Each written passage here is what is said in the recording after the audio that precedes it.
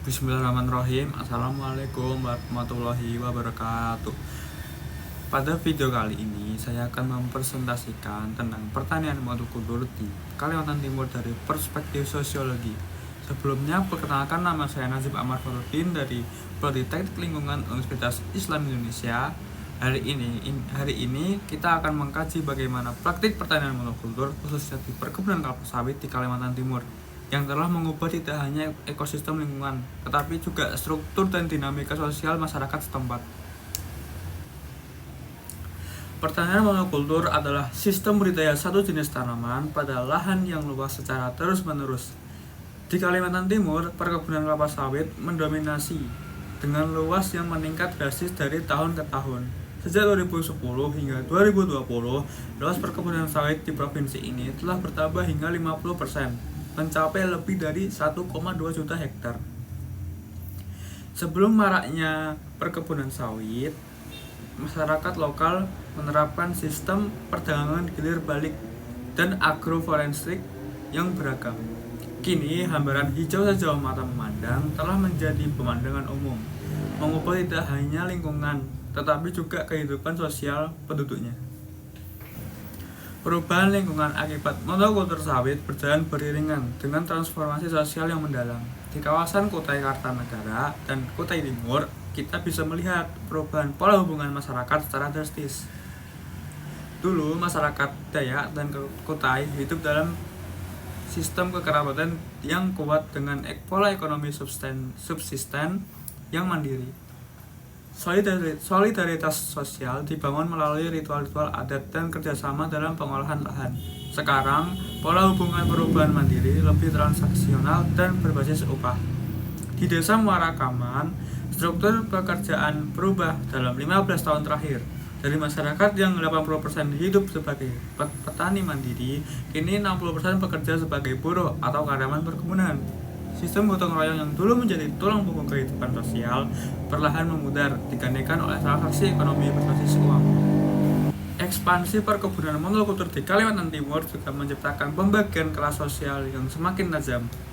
Masyarakat yang dulunya memiliki tingkat kesejahteraan relatif setara, kini terstratifikasi dengan jelas. Di lapisan atas pada pemilik modal dan pengusaha perkebunan yang seringkali bukan penduduk lokal, lapisan menengah diisi oleh petani yang berhasil beralih menjadi kontraktor atau pemasok bagi perusahaan besar. Sementara lapisan bawah ditempati oleh buruh harian dan masyarakat yang kehilangan akses terhadap lahan. Di desa Separi dan sekitarnya, kesenjangan ini semakin nyata dengan munculnya pemukiman buruh di satu sisi dan rumah-rumah mewah pemilik kebun di sisi lain. Mobilitas sosial menjadi lebih sulit bagi generasi muda dari keluarga buruh.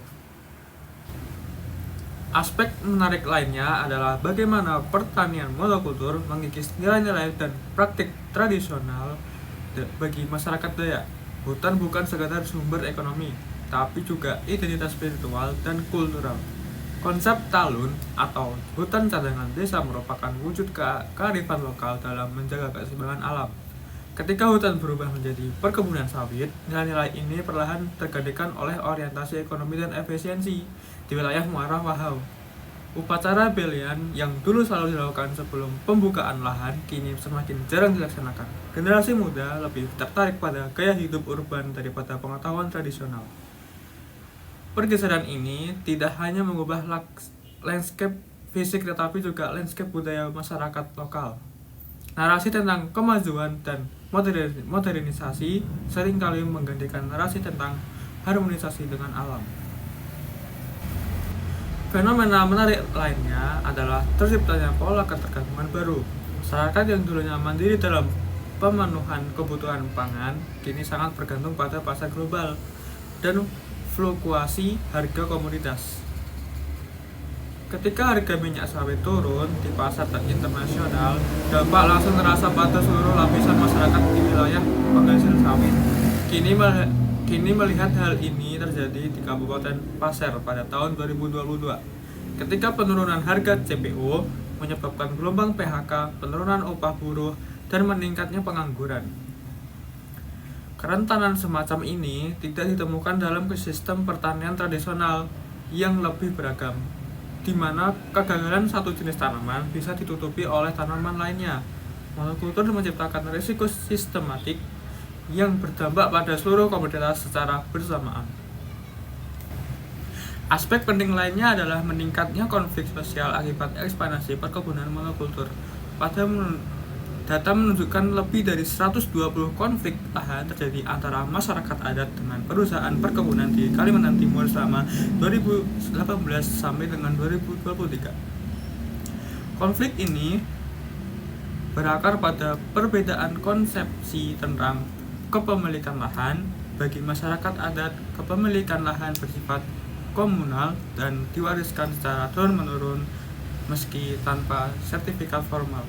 Sementara sistem legal modern mengutamakan bukti kepemilikan tertulis.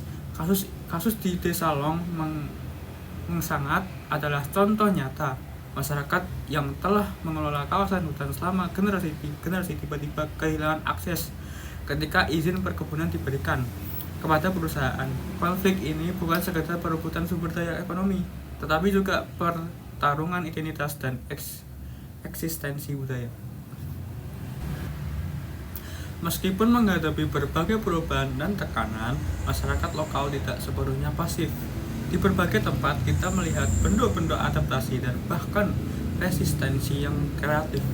Di beberapa desa di Kutai Timur, masyarakat membentuk aliansi untuk memperjuangkan hak-hak tradisional mereka.